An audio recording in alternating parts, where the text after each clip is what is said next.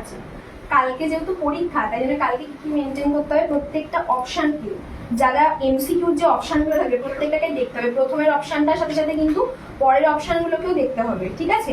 আচ্ছা, তাছাড়া হচ্ছে যখন পরীক্ষার সময় 80 মার্কসের পরীক্ষা, প্রত্যেকটাকে কিন্তু ইউটিলাইজ করতে হবে। যোগগুলো বিয়োগগুলো যেগুলো আছে রিচেক করতে হবে কিন্তু, ঠিক আছে, রিচেক করবে। নেক্সট হচ্ছে যে পড়া মানে তাড়াতাড়ি হয়ে যাবে, বন্ধুদের সঙ্গে কিন্তু আনসার মেলাবে না। বন্ধুরা যদি আনসার মেলাতে বলেও আনসার কিন্তু মেলাবে না বন্ধুদের সাথে, ঠিক আছে। নিজে নিজে যেটা করেছো বন্ধুরা তোমাকে কিন্তু ভুলও বলে দিতে পারে, তো ভুল বলে দিতে, ওরা ঠিক করেছে কিনা তুমি জানো না, তাই আনসার মেলানোর চেষ্টা করবে না কিন্তু, ঠিক আছে। নিজে যেটা করেছো সেটা, আজকে যেমন পরীক্ষায় না তুমি 80-র মধ্যে 79 পেলে, নিজে করেছো আনসারটা, তাই বলবো তুমি যেটা পারছো তোমার নাম্বারটা যেন হয়, বন্ধুদের সঙ্গে মেলাতে গিয়ে তোমার কিন্তু দুটো ভুল হয়ে যাবে। তুমি করলে করতে করতে যদি বন্ধু ডাকে এটা বলে দে ওটা বলে দে, আনসারটা মেলাই চল, এসব করতে গেলে তোমার মাইন্ডটা কিন্তু অন্যদিকে চলে যাবে। যখনই মাইন্ড অন্যদিকে চলে যাবে তুমি ক্যালকুলেশনে কিন্তু ভুল করবে।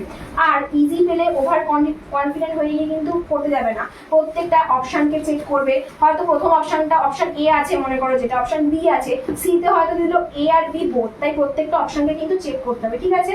আচ্ছা, নেক্সট হচ্ছে যে তাড়াতাড়ি করে হয়ে গেছে খাতা জমা দেবে না, বন্ধুরা দিচ্ছে বলে হুটোপাটি করবে না। হয়ে যাওয়ার পর প্রত্যেকটাকে কি করবে, ইউটিলাইজ করবে, ঠিক আছে। যে আমি এবার দেখে নিই কি হয়েছে কিনা, এই কোয়েশ্চেনগুলো অ্যাটেন্ড করেছি কিনা দেখে নিই, জিওমেট্রিটা ঠিক মতো করেছি কিনা, লাইনটা ওভাররাইট করবে না। যখন জিওমেট্রি লাইন সেগমেন্ট ড্রয়িং করবে তখন ওভাররাইট করবে না, মোছামুছি করবে না। যদি ভুল হয় কেটে দিয়ে পরে আবার করো, ঠিক আছে, যেন ভুল না হয়। স্পেলিংয়ে ভুল রাখার চেষ্টা করবে না। আর একটা হচ্ছে যে কোনো লেখা বা কোনো ডিজিটকে কেটে লিখবে, মাঝে কিন্তু নোংরা হাতে লেখা করবে না, যাতে মানে বুঝতে পারা যায় কিন্তু হ্যান্ডরাইটিং, ঠিক আছে।